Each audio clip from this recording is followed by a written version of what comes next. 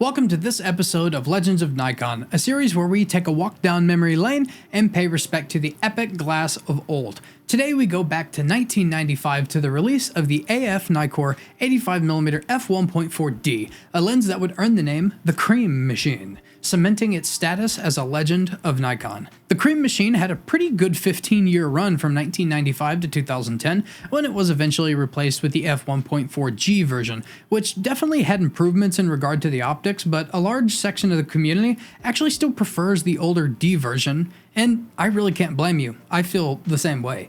Definitely feels better, I think. It looks cooler too. Look, if you want technically the best optics as far as control of aberration and such, get the newer plastic fantastic ones. If you want to save a lot of money for an extremely good lens and just avoid shooting situations where fringing is gonna occur at its worst, well, this is it. The lens is constructed with 9 curved aperture blades and is all internal focusing.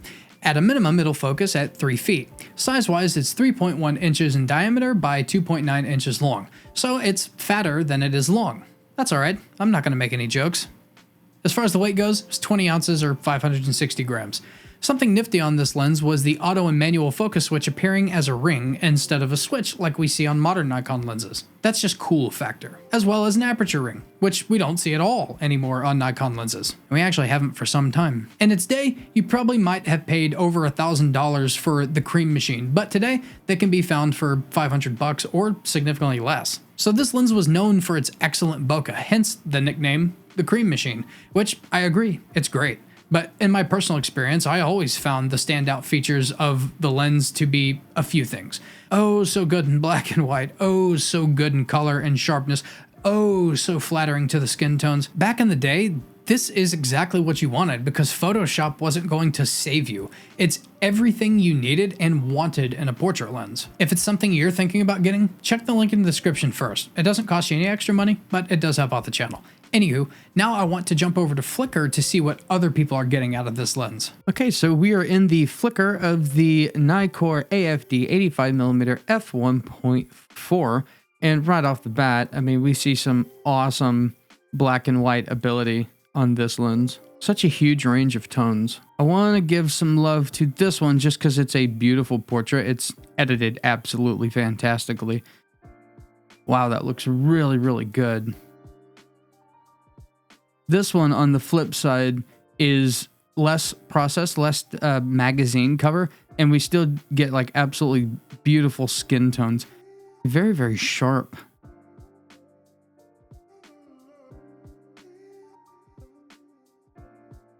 He's using a little flash. That is going to help us with our saturation, but we can see that the saturation is inherently pretty great. Great reds and greens. And here we go with some of the creamy backgrounds. It is the Cream Machine. A little fringing, of course. This is a much older lens, and things like fringing were just more common.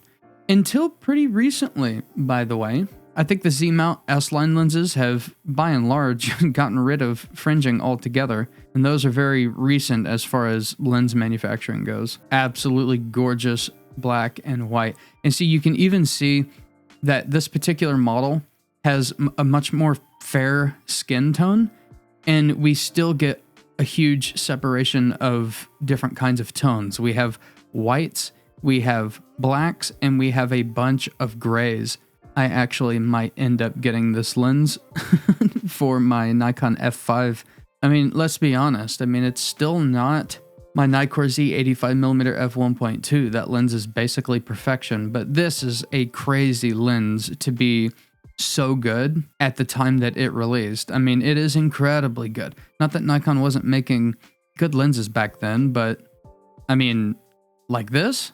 Apparently so. This renders very, very similar to some of the most expensive lenses today. Oh man, this might be my favorite one. This is a gorgeous shot. Beautiful black and white. Look at the silvery tone. What the heck was this shot on? Well, here's the photographer. I'm going to give him some love.